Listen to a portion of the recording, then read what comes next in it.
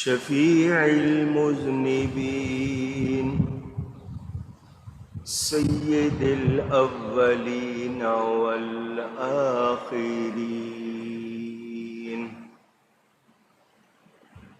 سيدنا ومولانا محمد رسول رب العالمين وعلى آله وصحبه أجمعين. أما بعد فأعوذ بالله من الشيطان الرجيم. بسم الله الرحمن الرحيم.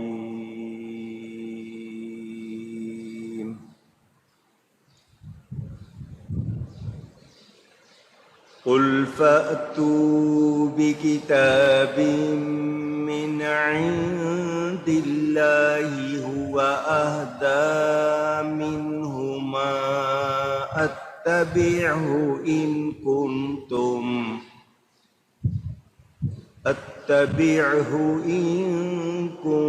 كنتم صادقين. فإن لم يستجيبوا لك فاعلم أنما يتبعون أهواءهم ومن أضل ممن اتبع هواه بغير هدى من الله إن الله لا يهدي القوم الظالمين. صدق الله العلي العظيم. محبت کے ساتھ ایک مرتبہ دروشی پڑھ لیجئے. اللهم صل على سيدنا ومولانا محمد معدن الجود والكرم وآله وصحبه وبارك وسلم. الصلاة والسلام عليك يا رسول الله. الصلاة والسلام عليك يا حبيب الله. الصلاة والسلام عليك يا رحمة للعالمين وعلى آلك وأصحابك يا شفيع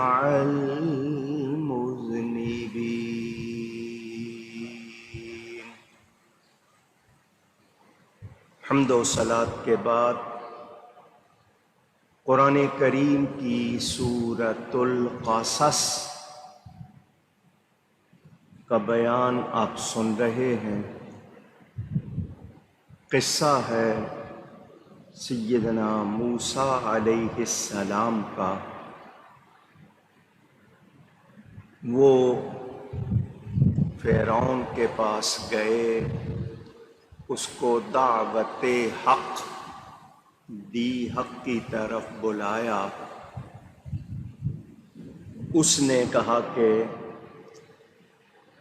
تم جادوگر ہو، جادو سیکھ کے آئے ہو، جادو کر رہے ہو.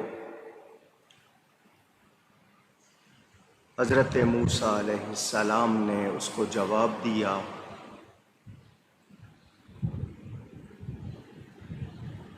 کہ اگر تم میری باتوں کو، معجزات کو غلط سمجھ رہے ہو تو وہ کتاب لے آؤ جو اس سے زیادہ ہدایت کی کتاب ہو. اگر تم سچے ہو تو لاؤ، پھر میں بھی اس کی پیروی کروں گا. اللہ فرماتا ہے پھر اگر وہ یہ تمہارا فرمانا قبول نہ کریں تو جان لو کہ وہ اپنی خواہشات کے غلام بنے ہوئے ہیں اپنی خواہشات کی پیروی کر رہے ہیں، اور اس سے بڑھ کر کون گمراہ جو اپنی خواہش ہی کی پیروی کرے اللہ کی ہدایت سے الگ ہو کر۔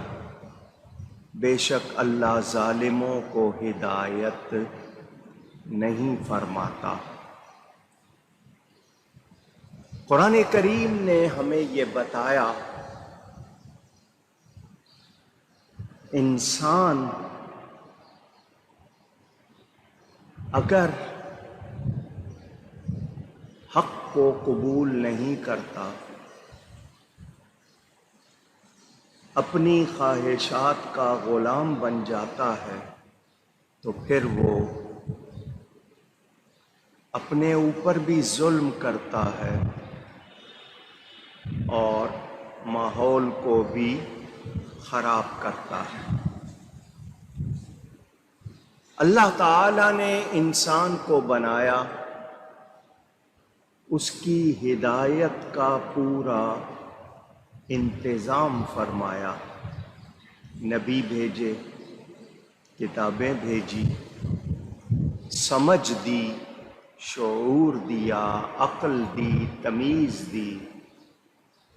اس کے باوجود انسان حق کو قبول نہ کرے تو پھر وہ اپنا بھلا نہیں کرتا، وہ اپنے آپ کو تباہ کرتا ہے۔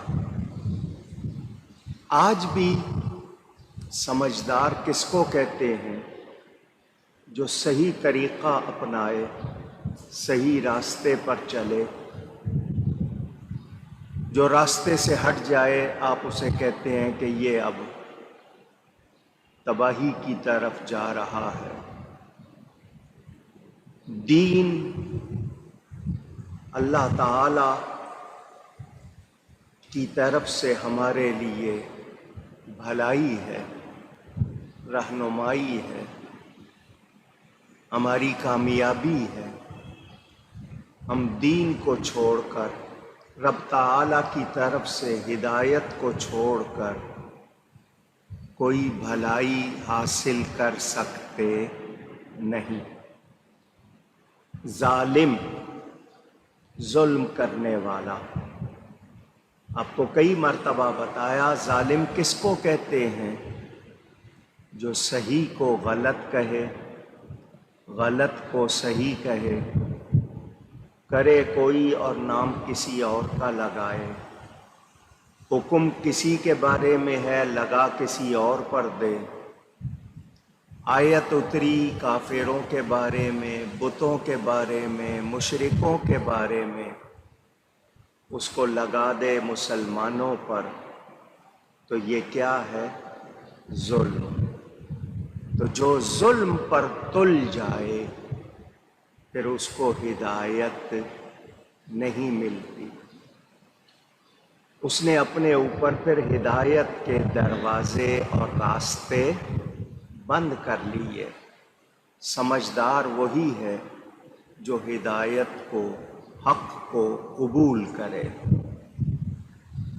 اللہ تعالیٰ ارشاد فرماتا ہے، وَلَقَدْ وَصَّلْنَا لَهُمُ الْقَوْلَ لَعَلَّهُمْ يَتَذَكَّرُونَ۔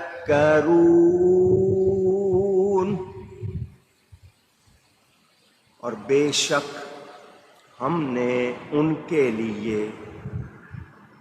بات مسلسل اتاری کہ وہ دھیان کریں۔ میرے دوستوں اور بزرگوں،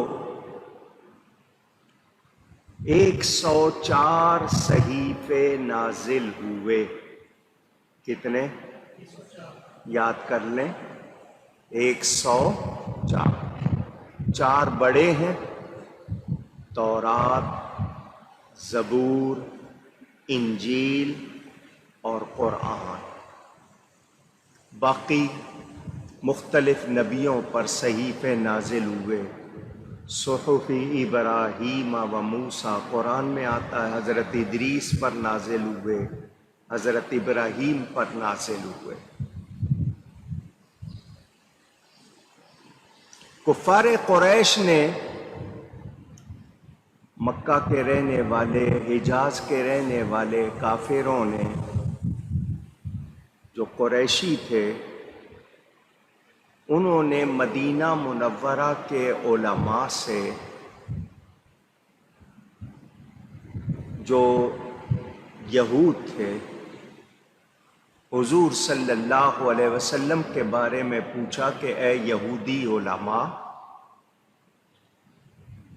بتاؤ کہ ان کی خبر تورات میں ہے نبی آخر الزمان کی؟ تو یہودی علماء نے بتایا کہ ہاں۔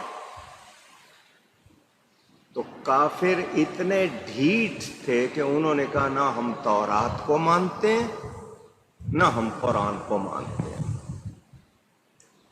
یہ اسی طرف اشارہ ہے کہ وہ لوگ ظلم پر تل گئے اور انہوں نے حق کو نہیں مانا۔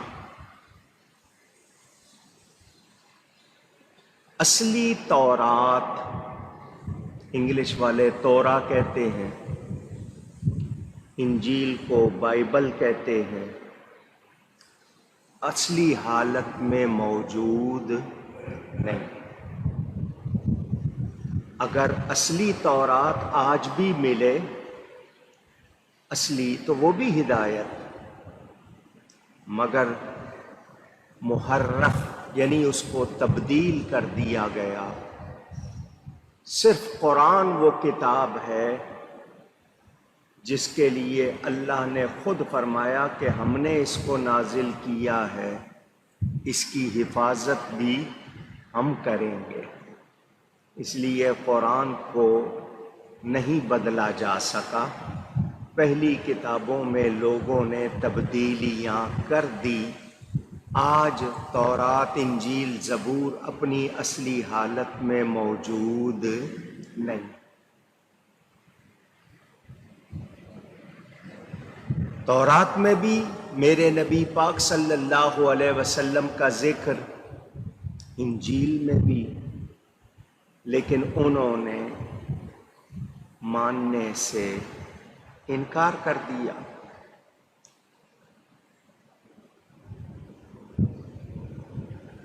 قرآن سے بہتر کوئی کتاب، آواز آئے، نہیں ہو سکتی بھی نہیں۔ نبی کریم صلی اللہ علیہ وسلم پر نازل ہونے والا یہ کلام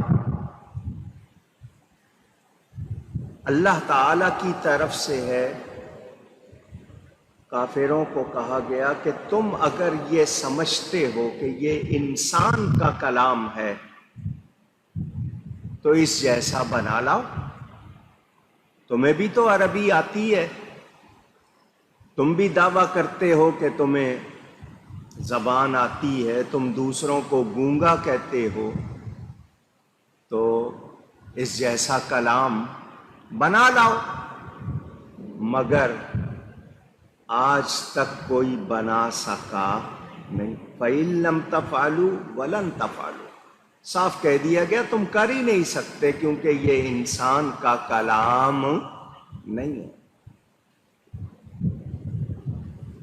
بعض کفار، کافروں میں سے کچھ لوگ مناظرہ کرتے تھے، ڈیبیٹ کرتے تھے،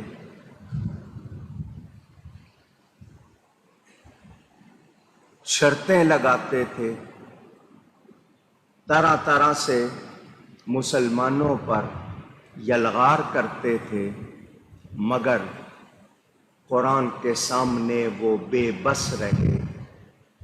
انہوں نے بھی جان لیا کہ ہم اس کا مقابلہ کر سکتے نہیں۔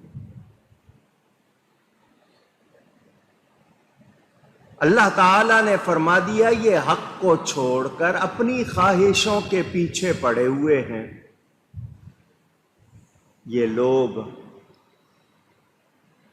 خواہشات نفس، سیلف ڈیزائر، جو ان کے اندر باتیں آتی ہیں بس اس کو مانتے ہیں، یہ حق کو نہیں مانتے، جس کو ہمارے ہاں اردو میں کہتے ہیں من مانی کرنا، کہ جو جی میں آیا بس وہی کرنا ہے، جو مجھے سمجھ آ رہا ہے بس وہی ٹھیک ہے۔ میرے دوستوں اور بزرگوں، آج بھی قرآن کو کوئی توجہ سے پڑھے اس کو سمجھ آ جاتی ہے کہ یہ کتاب حق ہے۔ کتنے ہیں ایسے جنہوں نے پڑھا اور ایمان لے آئے، کیونکہ یہ قرآن ہدایت ہے، رحمت ہے، شفا ہے، نور ہے۔